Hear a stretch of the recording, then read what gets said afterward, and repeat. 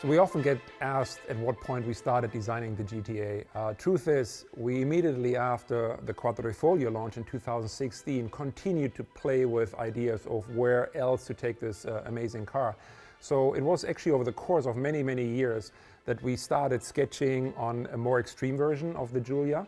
And for the 110th anniversary, it seemed to be the right time to actually show this creation. When we thought about the anniversary, we wanted to bring something very unique on the market. We wanted to celebrate this, and the best celebration that you can do is to bring a new car for the Alfisti, for the customers, for all the ones who are fallen in love with Alfa Romeo. So we tried to create a link between the current range that we have with the Giulia and the Stelvio and the history that we had.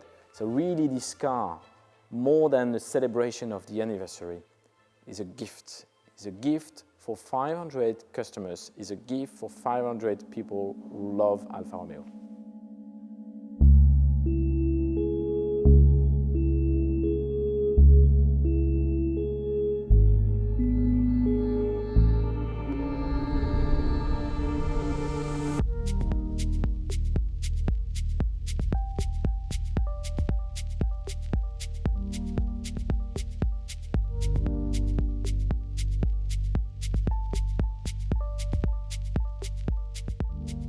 So carbon fiber is a material that we excessively used on the GTA and M for lightweighting. So the whole front part of the car is carbon fiber. A lot of the carbon fiber you don't even see. The hood, for example, is carbon fiber. The fender are carbon fiber. The whole front fascia is carbon fiber, but it's painted, so it's not really visible. But then there's a lot of exposed parts of carbon fiber, the aero pieces. We also have the wheel arch extension in the back, the rear wing. Those are exposed carbon fiber pieces. We actually like very much working with carbon fiber. It's a material that can almost do anything. But the two differences you need to understand when working with carbon fiber, and you really have to pay attention to in the design phases, what will become aesthetic and therefore will be shown, and what is non-aesthetic. And you can see when you look at a real performance car, even all the way up to Alfa Romeo racing a Formula One car, a group that we worked hand in hand with and helped us tremendously with the development of these parts, we discovered very much the impact, the aesthetic impact, and the difference between aesthetic carbon fiber and non-aesthetic carbon fiber. So we had to make deliberate choices and made sure that the parts that were exposed really were aesthetic. And what that means is basically you really have to pay attention to the orientation of the carbon fiber weave, for example, whereas when you paint it later, you can't just do it any way you want. So there's really differences in how you have to approach it, but carbon fiber is a wonderful material to work with. So when we designed the Giulia GTA, when we had it in the studio, you can imagine that our walls were filled with reference images of the original GTA. And one thing you can't escape looking at these images were some of these iconic liveries. And what I really liked about them is they had a completely different solution than you saw on maybe other brands at that time, with this kind of dipped nose. And the dipped nose basically was done back in the day to identify the driver. So the car either had a complete nose in white or in light blue or in ochre and this kind of burnt yellow.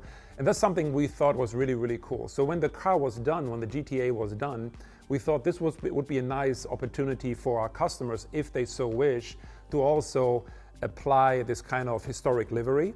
So while the car in itself is not referring to the GTA with retro design or anything, but just the nameplate, we thought with the liveries, we allow our customers to actually create this nod to history, to actually make that connection to the original GTA and apply some of these really, truly iconic liveries.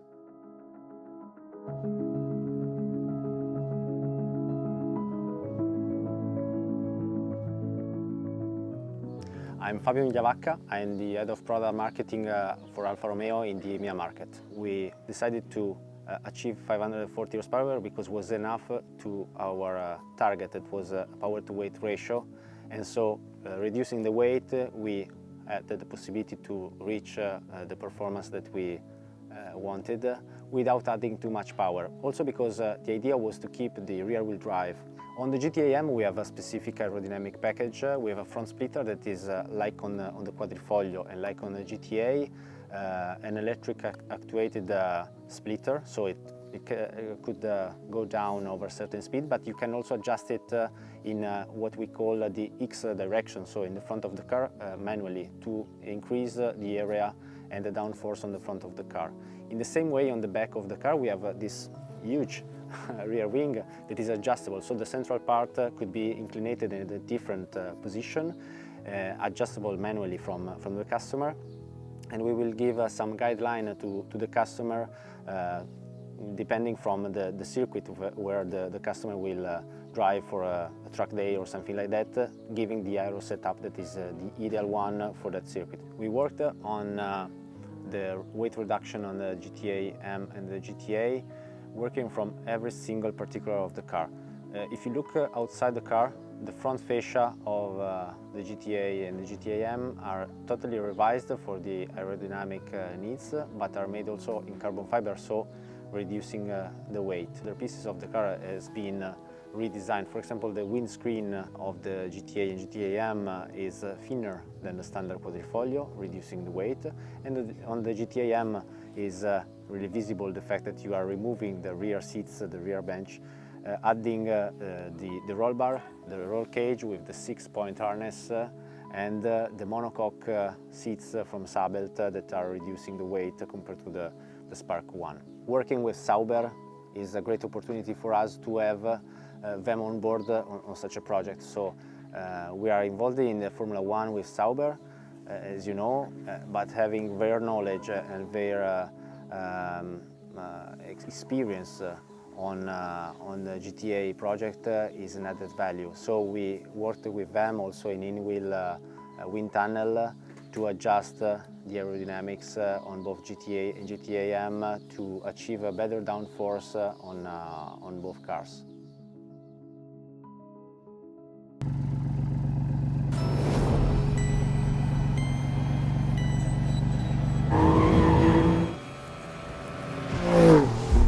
Like us in the racing, it's kind of never-ending story.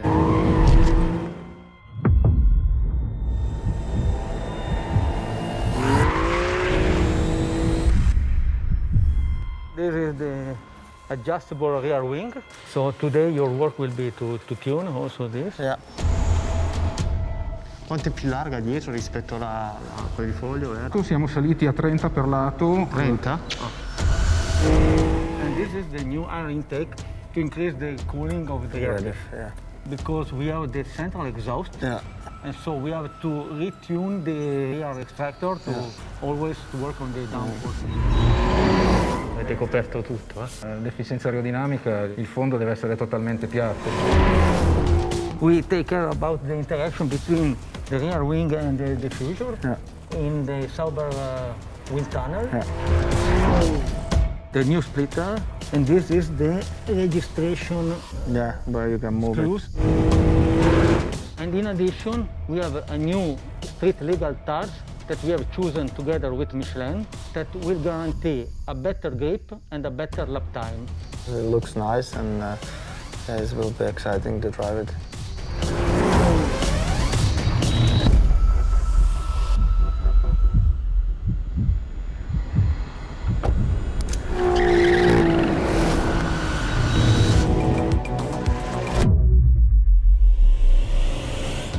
Vela posteriore è molto più stabile rispetto a frenata, fa paura. It's definitely better now, like it's more easy to turn into the corners. Kimi, check the stability in the long and fast corner. Yeah, it's okay. Ti lesmo molto meglio, soprattutto anche sull'anteriore è molto meno sottosterzo. Bisogna che vi faccia come un giro con la massima deportanza. Una volta che scendo dai cordoli la macchina si muove molto meno. Ok, Antonio in questo giro. Il problema che avevo sempre lì è che appunto si alleggeriva lo sterzo e mi andava sempre un po' il sottosterzo. Invece oggi sento meno sotto e più accompagnata davanti. Soprattutto davanti. Going low downforce. Okay. So you check. So more top speed.